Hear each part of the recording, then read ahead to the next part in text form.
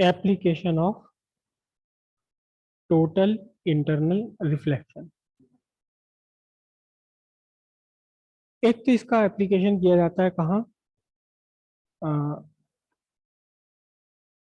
Fibre optic, या जिसे हम कहते हैं लाइट पाइप। लाइट को एक जगह से दूसरी जगह ले जाने के लिए। ठीक है। नॉर्मल जो लाइट चलती है मीडियम में, तो वो रेक्टिलिनियर पाथ होता है, और लाइट पाइप के अंदर लाइट का रास्ता बदला जा सकता है। ठीक है। कैसे काम करता है टोटल इंटरनल रिफ्लेक्शन पर? इसके दो पार्ट हैं लाइट पाइप के दो पार्ट हैं।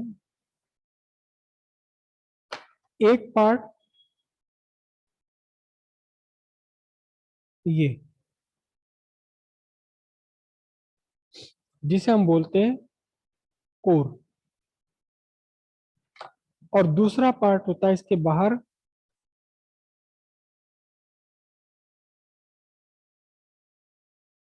इसके चारों तरफ चढ़ा हुआ, जिसे बोलते हैं क्लैडिंग। कोर का रिफ्रैक्टिव इंडेक्स हाई रखा जाता है हमेशा, हाई रिफ्रैक्टिव इंडेक्स। और जो क्लैडिंग है, इसका रिफ्रैक्टिव इंडेक्स हमेशा लो रखा जाता है। करेक्ट। ये यहां से इसके ओपनिंग हो गया। करेक्ट। ये ओपनिंग हो गई है।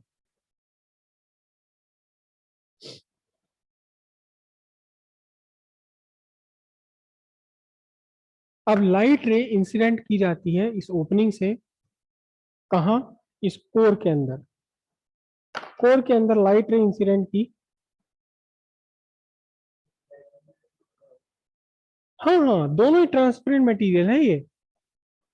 भरा हुआ का मतलब सॉलिड है ये भी बिल्कुल सॉलिड मटेरियल है। और ये बाहर वाला जो क्लैडिंग है, ये भी बिल्कुल सॉलिड मटेरियल है। खाली नहीं है, कहीं भी एयर नहीं है इसमें, सॉलिड मटेरियल है दोनों। लाइट कैसे इसमें चलेगी? ट्रांसपेरेंट है ये मटेरियल ट्रांसपेरेंट है, कांच। ये वाला भी ट्रांसपेरेंट है, ग्लास बिल्कुल। तो यहां से लाइट रे आपने इंसिडेंट कराई अंदर, सपोज एयर से जा रही है, ऑब्वियसली एयर से जाएगी, जाना पड़ेगा लाइट को। तो डेंसर मीडियम में जाकर इसका एंगल छोटा बन गया, यहां पहुंच गया ये। अब इन दोनों की रिफ्रैक्टिव इंडेक्स और ये वाला जो एंगल ऑफ इंसिडेंस है, ये एंगल ऑफ इंसिडेंस आई, इनका आपस में एडजस्टमेंट ऐसे किया जाता है ताकि यहाँ क्लैडिंग और कोर के सरफेस जॉइंट पर मिलकर जो भी एंगल ऑफ इंसिडेंस हो, ये एंगल ऑफ इंसिडेंस बन जाए क्रिटिकल एंगल से ग्रेटर। भाई अंदर डेंसर है, बाहर रेयर है, और आपने यहीं से इस तरह से एडजस्ट कर दिया इस एंगल को ताकि अंदर पहुंचकर ये क्रिटिकल एंगल से ग्रेटर बन जाए। तो इस लाइट का क्या होना है फिर? इस लाइट का टोटल इंटरनल रिफ्लेक्शन हो जाना है।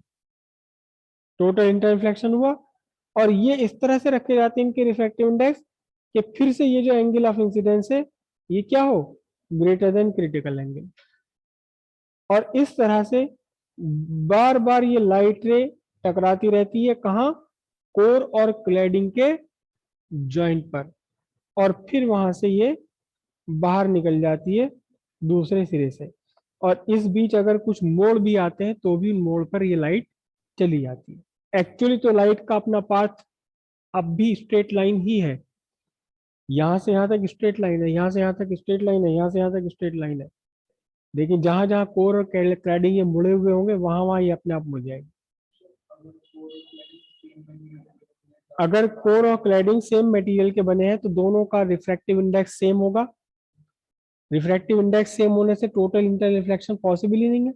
टोटल इंटर रिफ्लेक्शन तभी पॉसिबल है जब डेंसर से रेयरर की तरफ इंसिडेंट हो लाइट। तो डेंसर और रेयरर होना चाहिए, दोनों मटेरियल डिफरेंट होते हैं। हाँ, दोनों ही ट्रांसपेरेंट है, दोनों ही मटेरियल डिफरेंट है। हाँ, ये तो हो सकता है कि ये वाला भी ग्लास ही हो और ये वाला भी ग्लास हो, but having different refractive index. कांच भी अलग अलग तरह के होते हैं, फ्लिंट होता है, क्राउन होता है, सोडा होता है, बहुत सारे तरह के होते हैं, उनके रिफ्रैक्टिव इंडेक्स डिफरेंट होते हैं। तो एक्चुअली ये ग्लास फाइबर ही होता है, कांच का ही फाइबर होता है। पतला होता है, कितना पतला, कोर और क्लैडिंग मिलकर भी हमारे सर के बाल के बराबर होती है इसकी मोटाई, इतना पतला होता है। क्लैडिंग है क्यों? ताकि डेंसर मीडियम के बाहर रेयरर मीडियम प्रोवाइड हो सके। रेयर ठीक है, एयर हो सकती है, लेकिन कहीं अगर ये पानी में चलाना पड़ा और अगर एयर है, तो तार जो है ये बिल्कुल पतला सा बाल के बराबर का तार है, इसकी मजबूती क्या रहेगी? फिर ये तो टूटता रहेगा, टूट ही जाएगा। तो एक्चुअली तो हमें फाइबर, कभी अगर आप देखें उसके अंदर जो फाइबर है, हाँ जी, इसका और यूज है, क्या यूज है इसका? राइट एंगल प्रिज्म में, और ये एग्जाम में कई बार आ चुका है।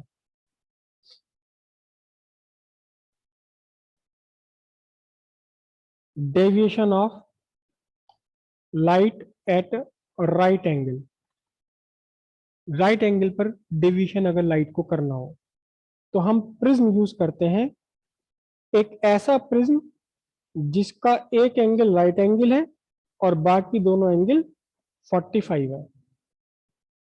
ये भी 45 का है, ये भी 45, और ये राइट एंगल। अब जिस लाइट को आपने डेविएट कराना है राइट एंगल पर 90 डिग्री पर, नहीं टॉप व्यू है, बेस है उसका ही, ये आपकी ए बी ए सी और बी सी, ये रिफ्रैक्टिंग सरफेसेज है। ठीक है, तो टॉप टॉप व्यू देख रहे हैं आप। तो जिस लाइट को रिफ्रैक्ट कराना है, सॉरी डेविएट कराना है राइट एंगल पर, उसे आपने one of the plane surface forming right angle पर आपने इन्हें इंसिडेंट किया। ठीक है, क्योंकि यहाँ एंगल ऑफ इंसिडेंस जीरो है, एंगल ऑफ रिफ्रैक्शन भी जीरो, तो अनडेविएटेड आगे निकल गई लाइट, अनडेविएटेड आगे निकल गई। ठीक है, अब सामने सरफेस पर ये पहुंची है, तो अब ये एंगल ऑफ इंसिडेंस इस पूरे ट्रायंगल से 45, 90, 45, तो ये आपका क्या बचा? 45। आई की वैल्यू 45 हो गई। लेकिन जो क्रिटिकल एंगल होता है नॉर्मल ग्लास के लिए, वो अबाउट अबाउट 42 डिग्री है, depending upon the type of glass. तो इसका मतलब यहाँ क्या हुआ? यहाँ आपका angle of incidence is greater than critical angle. जब क्रिटिकल एंगल से ग्रेटर है तो क्या बना? Total internal reflection. और क्योंकि सामने वाली सरफेस बीसी पर फिर से राइट एंगल पर इंसिडेंट है, तो फिर क्या होगा? विदाउट डेविएशन चली जाएगी। ऐसे ही ये दूसरी वाली लाइट भी विदाउट डेविएशन आगे बढ़ गई। और कुल मिलाकर के आप देखिए कि राइट, कुल मिलाकर के कितना एंगल बन गया ये? कुल मिलाकर के इंसिडेंट रे और डाइवर्ज रे का एंगल बन गया 90 डिग्री। यहाँ कोई ऑब्जेक्ट अगर ऐसे रखा हुआ है, तो वो आपको यहाँ दिखाई देगा ऐसे। इसका यूज किया जाता है, इसका यूज किया जाता है एक इंस्ट्रूमेंट जिसे कहते हैं हम पेरिस्कोप। पेरिस्कोप एक इंस्ट्रूमेंट होता है जो लगाया जाता है किसमें? सबमरीन्स में, पनडुब्बी में, ऊपर के सरफेस देखने के लिए, है ना। दो प्रिज्म लगाए जाते हैं पेरिस्कोप में। ये आपका पेरिस्कोप का स्ट्रक्चर, सिंपलेस्ट स्ट्रक्चर। एक प्रिज्म यहां लगाया ऐसे, ये प्रिज्म है।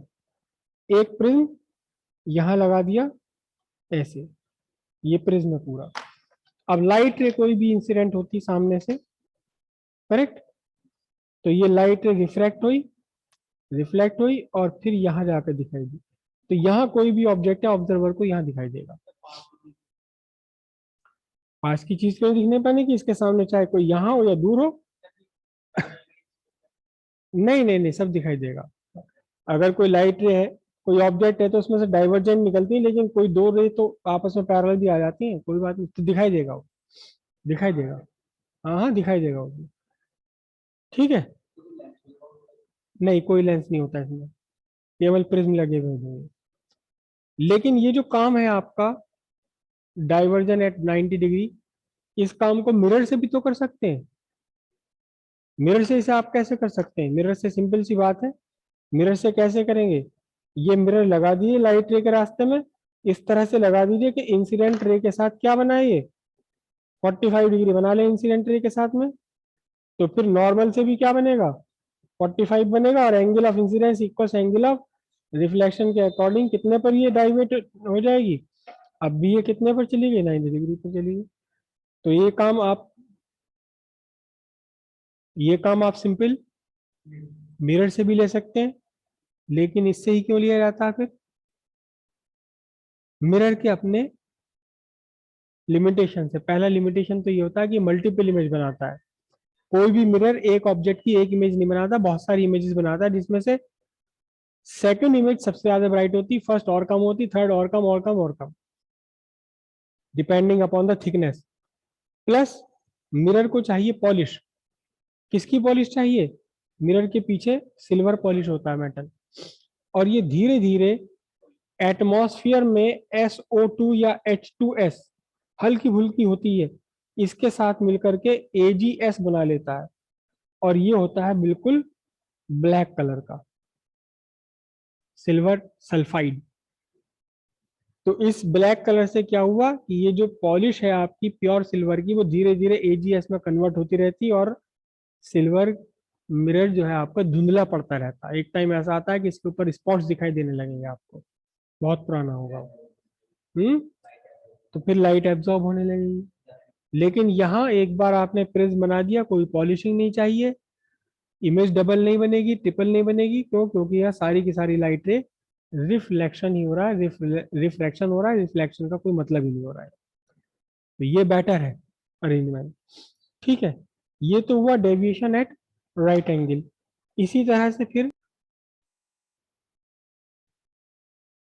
Deviation deviation at 180 degree. 180 degree पर भी आप इसे लाइट को मोड़ सकते हैं प्रिज्म की हेल्प से। वही प्रिज्म है। कैसा प्रिज्म? इसकी दो साइड्स के बीच में एंगल कितना है? दो साइड्स के बीच में एंगल है 90 डिग्री। ये राइट एंगल है यहाँ। और बाकी दो क्या है? 45 के। ठीक है। आपने लाइट रे इंसिडेंट कराई, ये इंसिडेंट लाइट रे हो गई। ठीक है। प्लेन सरफेस पर नॉर्मली इंसिडेंट है, सीधे आगे बढ़ गई, सीधे आगे बढ़ गई। ठीक है। यहां पहुंचकर एंगल कितना बन गया है? 45। यह एंगल कितना बना? 45, which is greater than critical angle. तो क्या हुआ? टोटल इंटरनल रिफ्लेक्शन, ये टोटल इंटरनल रिफ्लेक्शन। करेक्ट। और जब यहां से टोटल इंटरनल रिफ्लेक्शन हुआ, फिर से यहाँ एंगल कितना बना ये एंगल फिर से 45 बन गया, which is greater than critical angle for the glass and air pair. तो फिर से क्या बना? एक फिर से टोटल इंटरनल रिफ्लेक्शन हो गया।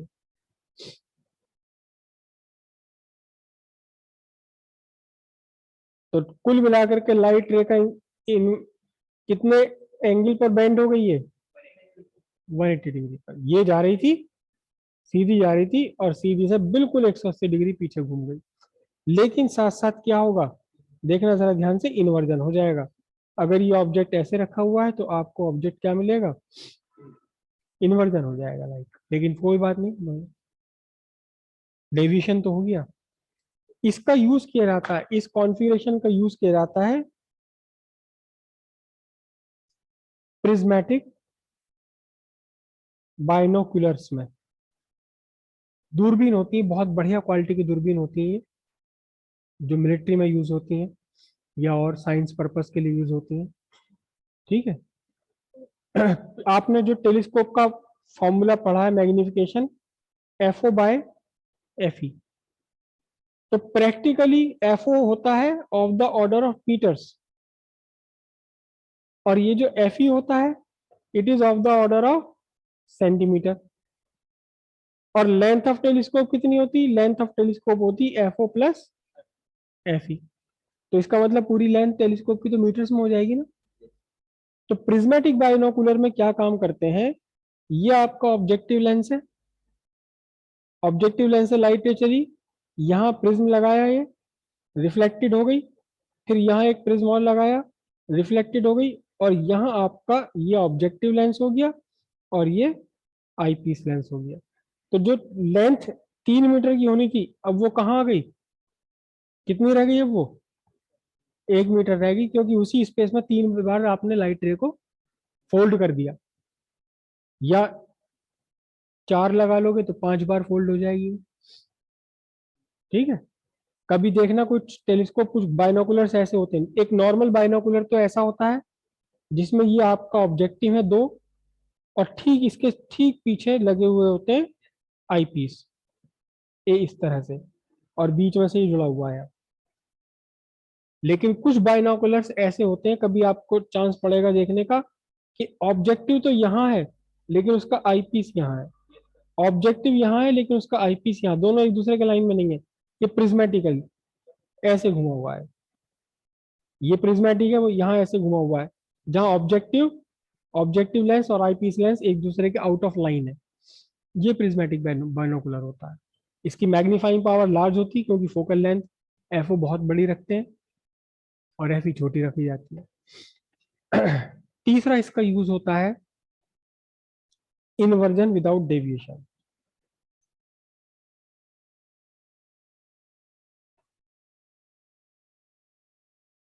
इनवर्जन विदाउट डेविएशन यानी कि लाइट को मोड़ना नहीं है अपने रास्ते से, लेकिन उल्टा कर देना है, तो भी हम वही प्रिज्म यूज करते हैं जिसका एक एंगल क्या है, राइट एंगल है, और बाकी 2 एंगल कैसे हैं, 45।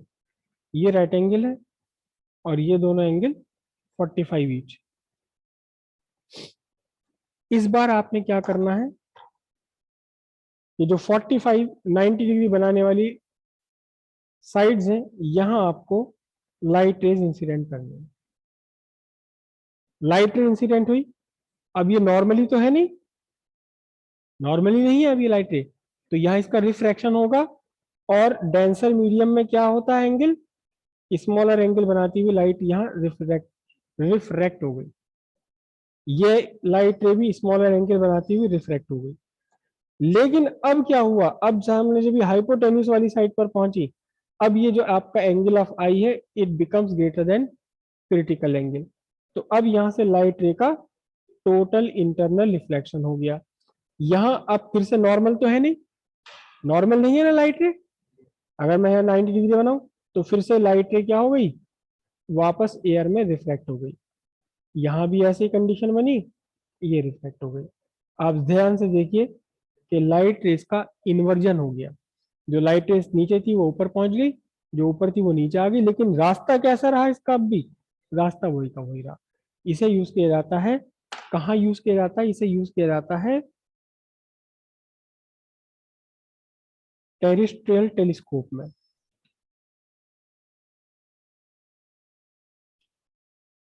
टेरिस्ट्रियल टेलीस्कोप आपने जो पढ़ा है वो पढ़ा है आपने एस्ट्रोनॉमिकल टेलीस्कोप, है ना। एस्ट्रोनॉमिकल टेलीस्कोप आप यूज करते हैं किसके लिए, आप यूज करते हैं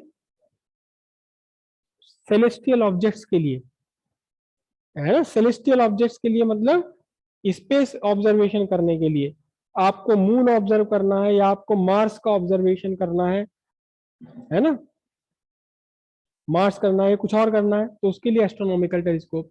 एस्ट्रोनॉमिकल टेलीस्कोप में जो आपकी फाइनल इमेज है, फाइनल इमेज इज इन्वर्टेड, लेकिन जो चीज आपने मार्स को नेकेड आई से तो कभी देखा ही नहीं, तो जो चीज आपने कभी सीधी देखी नहीं, वो अगर आपको एस्ट्रोनॉमिकल टेलीस्कोप से उल्टी भी दिखाई दे जाए तो आपको फर्क नहीं पड़ने वाला। लेकिन हम अपने नॉर्मल अर्थली ऑब्जेक्ट को देखें ये सामने पहाड़ है, पेड़ है, इसको अगर हम देखने लगे इस एस्ट्रोनॉमिकल टेलीस्कोप से तो क्या दिखाई देगा? उल्टा। तब हमें इफेक्ट पड़ेगा, तब हमें इफेक्ट पड़ेगा, इनकन्वीनियंस होगी। तो इसे बदलने के लिए, इस इन्वर्जन को एक बार और इन्वर्ट करने के लिए ऑब्जेक्टिव लेंस और आईपीस लेंस के बीच में ये प्रिज्म रख देते हैं, ताकि ऑब्जेक्टिव लेंस से चलकर लाइटें जो आईपीस लेंस पे पहुंची वो पहले ही क्या हो जाए, इन्वर्ट हो जाए, और फाइनल इमेज आपकी कैसी बने, इरेक्ट ही बने विद रेस्पेक्ट टू ऑब्जेक्ट। ठीक है, ये तीनों ही कंडीशंस बोर्ड में कई बार पूछी जा चुकी हैं।